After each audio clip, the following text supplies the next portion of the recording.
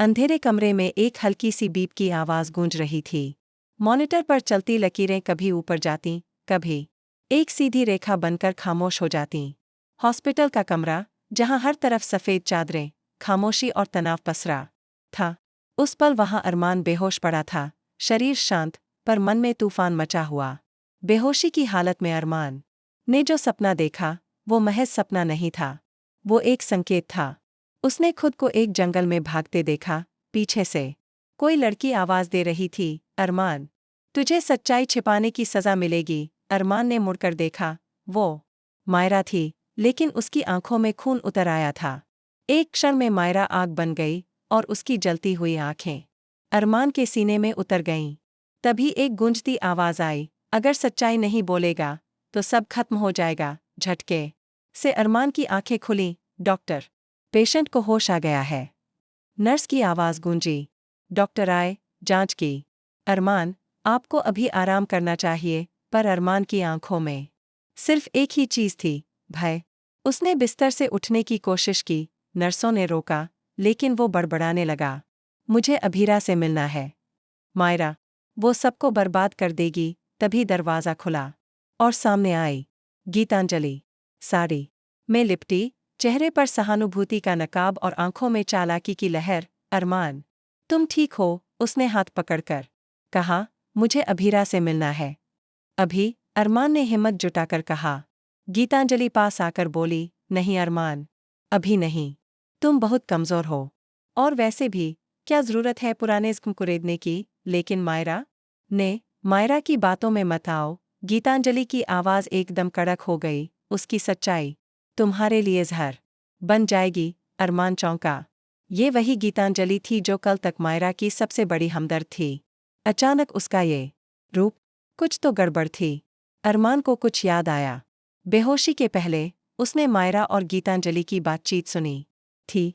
मायरा कह रही थी, अगर अरमान को सच्चाई पता चली तो सब खत्म हो जाएगा। तुम्हारा नाम, तुम्हारी पहचान, सब कुछ। गीतांजलि ने जवाब दिया था, तो उसे बेहोश रहने दो, और अगर ज़रूरत पड़ी तो हमेशा के लिए सुला देंगे। अरमान को ठंडा पसीना आ गया।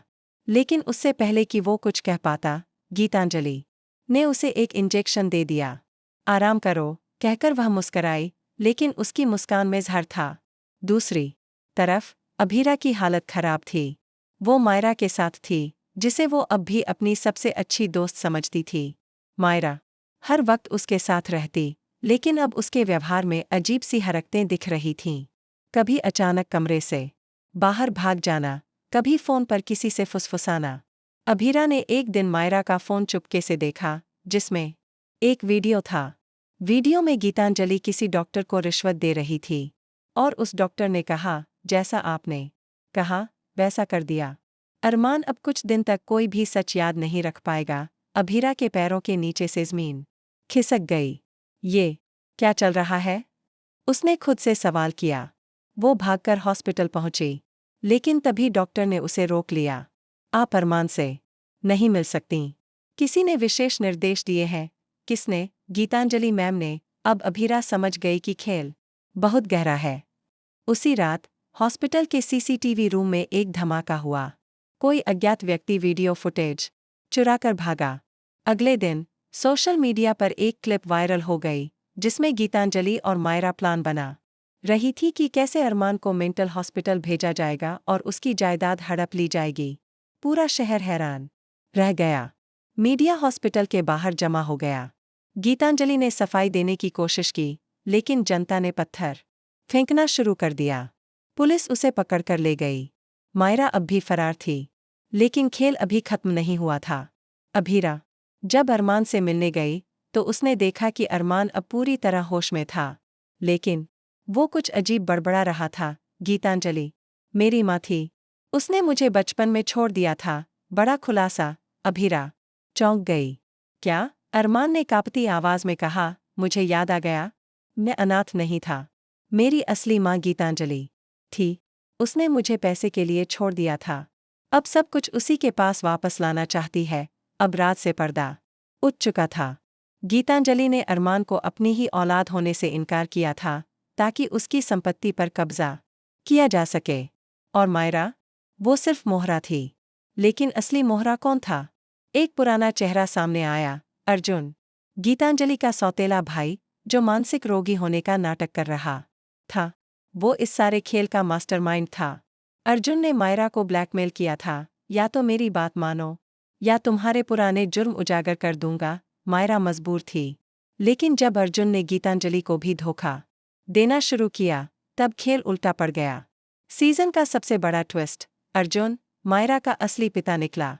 और उसने मायरा को जन्म के बाद गीतांजलि को सौंप दिया था, यह कहकर कि वो उसकी बहन की औलाद है। लेकिन अब उसकी सच्चाई सामने आ गई थी। अर्जुन चाहता था कि उसकी बेटी मायरा अरमान से शादी करके पूरी प्रॉपर्टी हथिया ले। लेकिन अभीरा ने सब बर्बाद कर दिया। अभीरा ने अदालत में केस दर्ज कर दिया और सारे सबूत पुलिस को सौंप दिए। अर्जुन, मायरा और गीतांजलि ऑल अरेस्टेड। फिर क्या हुआ? अरमान को अब भी विश्वास नहीं हो रहा था कि जिन लोगों को उसने अपना समझा, वो सबसे बड़े दुश्मन निकले। उसने एक बड़ा फैसला लिया, मैं अब किसी रिश्ते का हिस्सा नहीं बनना चाहता। ना मायरा, ना गीतांजलि, ना ये परिवार। लेकिन तभी अभीरा ने उसका हाथ पकड़ लिया। अगर कोई रिश्ता सच्चा था, तो वो हमारा था। और मैं इसे टूटने नहीं दूंगी। आंखों में आंसू, दिल में मोहब्बत, और पास खड़े अरमान के चेहरे पर पहली बार एक मुस्कान थी।